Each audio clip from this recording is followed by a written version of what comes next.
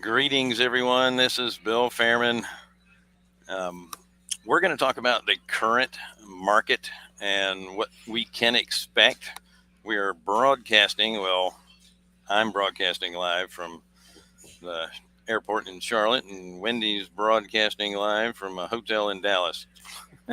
Anyway, more on the market right after this.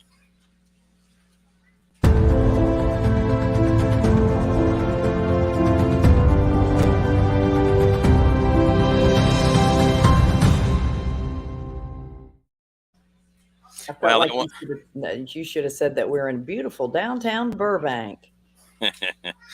nobody remembers that. I Um, do. I was looking at that graphic and I saw myself arguing with myself, You'll never win. but I'm always right. That's right. Um, so I have to say, oh, by the way, let me do the intro. How Yeah, about that that? would be good. You don't have to Hello, tell us. everyone. I'm Bill Fairman. This is Wendy Sweet.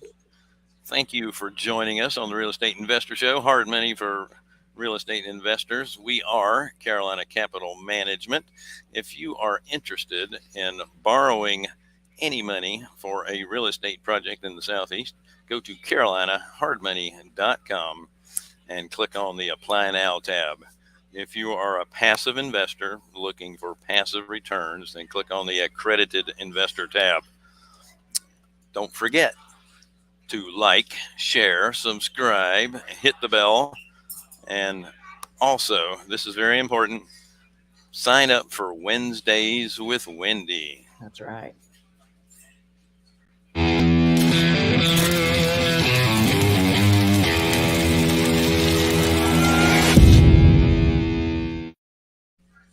Wendy donates 30 minutes per person each Wednesday afternoon to talk about anything real estate. So sign up. She's usually booked several months in advance. There's the Calendly link. It's also over in the chat side, which would be on your right-hand side or underneath, depending on the platform that you're viewing us from. Also, if you have any questions while we're on here, please don't hesitate to ask. We will do our best to answer them in a timely and informative manner. All right, so before we get started, I have to say this. American Airlines, once again, has not failed to disappoint. So,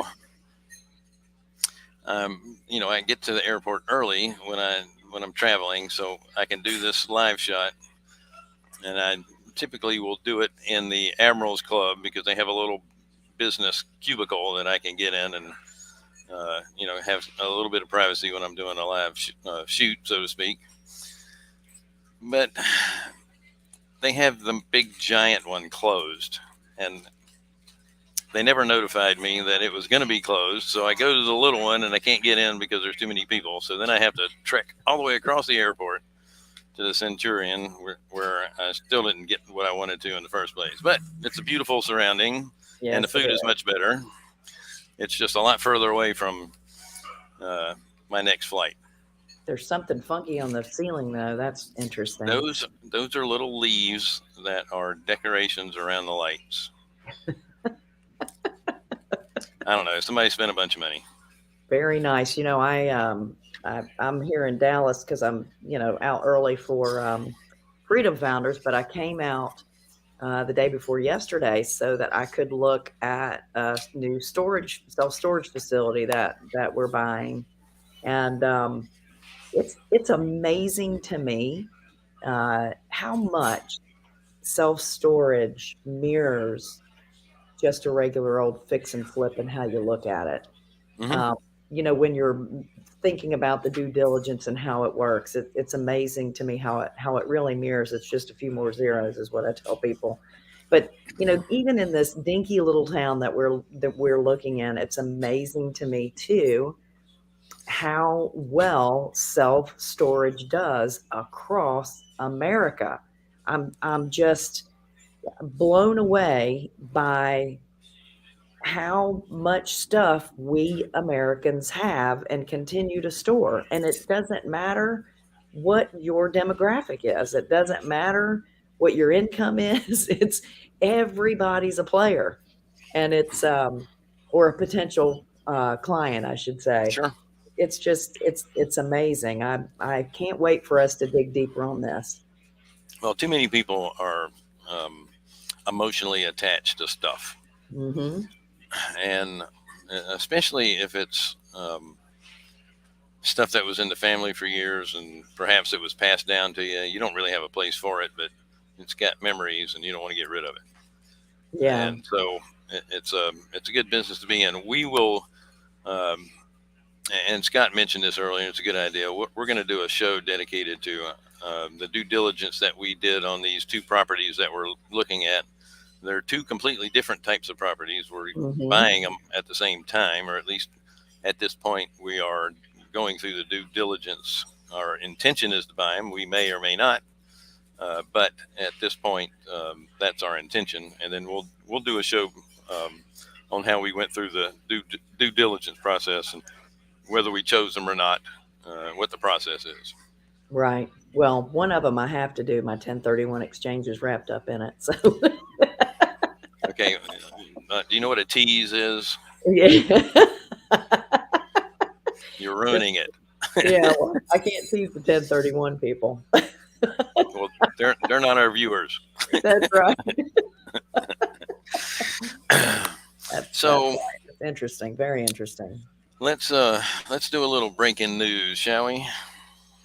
We shall.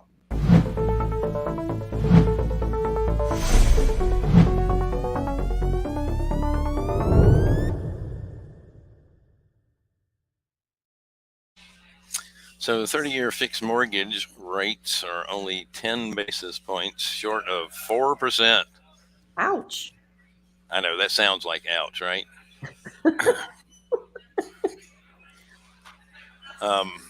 I still go back to they're still very low. They're still under 4%. Give me a break. I know Um, it's ridiculous that people are even cringing a little bit about it. it's all relative. We still go back to when I bought my first house, and they were 14.5% for an FHA loan. Mm-hmm. They had gotten as high as 18.5, I think, before they started coming back down again. Mm-hmm. So people still bought then. It's not an issue, but one of the things I would like to talk about is the Fed. And we know they're going to raise interest rates, short-term rates. That's all they can raise is short-term rates. And at the same time, they're probably going to start clearing their balance sheet, which means they're going to stop buying treasuries, Mm-hmm. and they're probably going to stop buying mortgage-backed securities as well, which means their rates are probably going to go up in the short term. Long-term rates will go up in the short term, if that makes sense. It does. It does. And but I believe too that, and from what I'm hearing anyway, is that they're actually going to go up higher than we originally expected that they would. Um, and couple of things Why do about you think that? well, if you'll listen to Sunrisers on Friday mornings, we have a great guy, Brian Maddox, that comes on and talks about the market updates and what he's hearing out in the marketplace as well. And um, things are not falling into place like the feds had hoped, I guess is a great way to put it. So they're saying that they believe that the rates are going to hang in there just a little bit longer as a higher margin. And the thing that's I think really unique is that housing starts are actually down at this point, and we still have a severe housing shortage.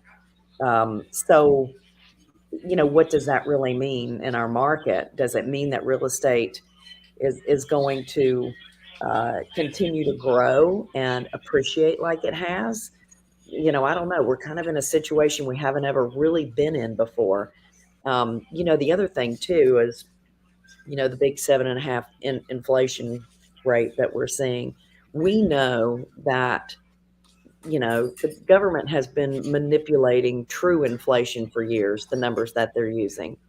And for them to come up with 7.5 when, they're doing everything they can to make it look lower, it's really a lot higher than that. Watched a great video by David Phelps with Freedom Founders that talked about that 7.5% inflation rate. And he said, really, when you put the realistic numbers in there, that we're really looking at more like 12, 12.5 on an inflation rate, which is huge, way huge for us to try to live with. And I'm just really anxious to see how that's going to affect us.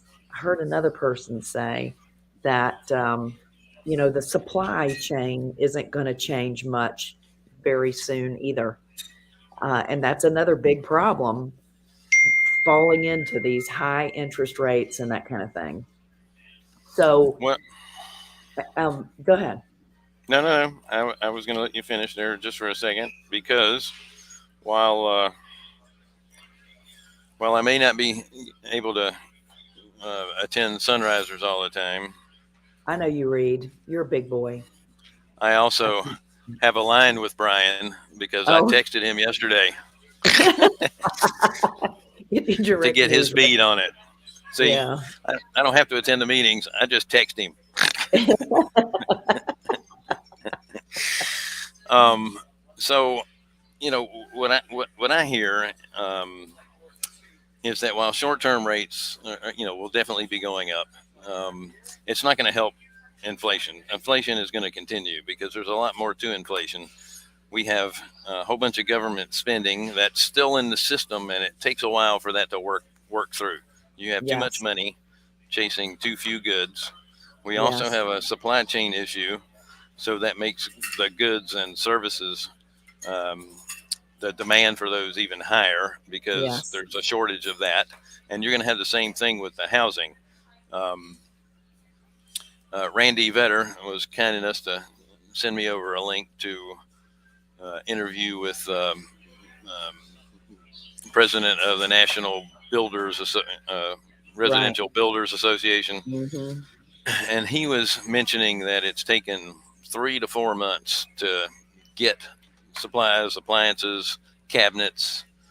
Lumber prices have gotten so high that on average, it takes another $19,000 to build your average house just Right. for framing timbers. Right. Um, there's a lot that's going to hit the market that raising short-term interest rates aren't going to help. We will probably end up in 2023 at some point in that year, uh, starting to go into an inflationary period, Mm. which means the long-term rates will probably start to come down. Because as business activity slows down, you're going to have to end up, and I apologize for the public address announcement while I'm talking. We can't hear Okay, good. Because I certainly can, and I have noise canceling headphones on. it. Anyway, I think those long term rates are going to come down, and even if we go, some of the J.P. Morgan, Goldman, all those guys are predicting 7 interest rate hikes Yeah. before they level out. Yeah. So if you have 4, that's and typically that means a 1/4% each time, but it doesn't not necessarily. They could go up 50 basis points, but you're probably not looking at more than 2%. We had a roaring uh, housing market when rates were at 6.5%. Yeah. So in retrospect, I'm not too worried about residential housing. Um, in my view, as long as your investments are in recession resistant businesses and um, real estate, as well as residential stuff, staples that people need all the time, Hmm. you can't go wrong. That's right. People always need a place to live. On the flight out here, I downloaded a book called Thank God for Bitcoin that was recommended to us by one of our guests that we had a couple of weeks on. on this show. Surprisingly enough, he invested in Bitcoin. Yeah. So I really bought it because I, wanted to learn more about Bitcoin, and I listen to things at a faster speed, so it'll keep my attention. But I'm probably, I would say, a third of the way in on this book, and they have spent that entire time talking about the history of money and the history of silver, gold, from the Roman Empire up. I Yeah, mean, it's very, very interesting the way it talks about money, how it's created, why it's created, how things are affected by it, and not just addressing, of course, our government here in the U.S., but nationally throughout the world, worldwide. So globally, I should say. So it's amazing how they were able to explain it in third grade terms. That was easy for me to understand where they were coming from. So I highly recommend that book to anybody who wants to learn not only a little bit more about Bitcoin, but to just go through that history on money. They do such a fantastic job. It's called Thank God for Bitcoin. Really and, good stuff. and I know Wendy said it was written like a third grader could understand it. It doesn't mean it was written in crayon, right? No, no. And there's no pictures, so we're good. Yeah, I was going to say few words, a lot of pictures. But I mean, as he's talking about it, I'm thinking to myself, this is just like Monopoly. There's money and you can produce more of it. And it kind of makes you feel like you're hanging off the edge of a building with no net. Right. It's not as solid as we all think that it is. So anyway, I think and I'm talking about our current currency, not Bitcoin. So it's really, really interesting. I highly recommend it. Thank you for I putting like it. that on the screen. I like that the current currency. Yeah, very much. So I'd like to do a plug here for our business. I know most of what we do here is educational, and occasionally I'd like to plug our business. This past year has been really good. We are, as we tell you at the beginning and at the end of every show, we are lenders in the Southeast. We had been traditionally doing short-term hard money loans for fix and flip and buy and holds that need a little work. Short-term bridge loans for small multifamily and self-storage. We added a long-term rental program, essentially to help some of our short-term borrowers be able to refinance out to something long-term once their project is finished. Mm-hmm. And it's really taken off that program. It's awesome. You're In fact, talking, you can do the portfolio loans, 20, 25 yeah, properties in one fell swoop, apartments. yeah, It's amazing what that and the numbers, like the rates that you can get and the cash out that you can get, really surprises me. Really good, solid programs, 30-year terms, and they base it off the property, not right, not you or your tax returns. right. And keep in mind too, in this kind of economic environment where you have a lot of inflation, you need to look for cash flowing assets that also um, have an upside potential to them. So real estate is going to continue to go up in value, and if you can have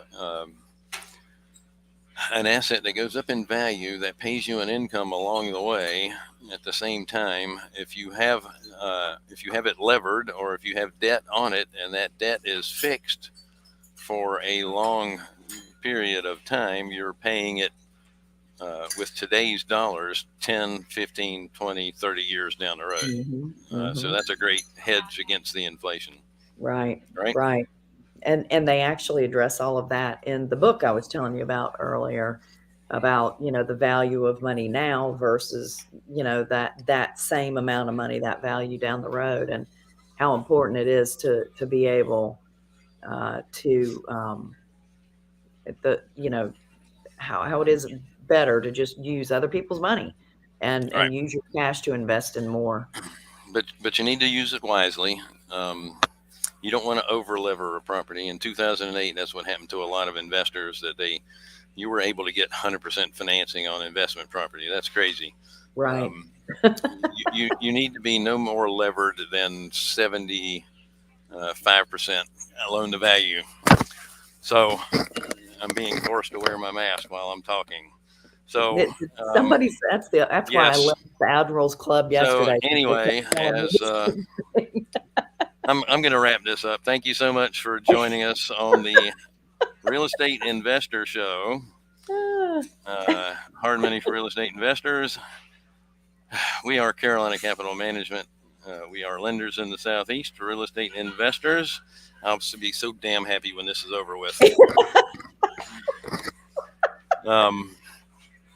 Don't forget to like, share, subscribe, hit the bell. If you want to borrow some money, go to carolinahardmoney.com. Damn, now I'm fogging up my glasses.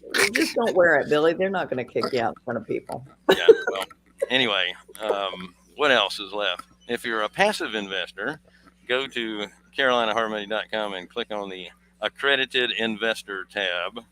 We'll hook you up. Don't forget to subscribe, hit the bell, like us, all that good stuff. Have a wonderful week. We will give you some highlights on what we did at Freedom Founders when we get back. Everybody take care.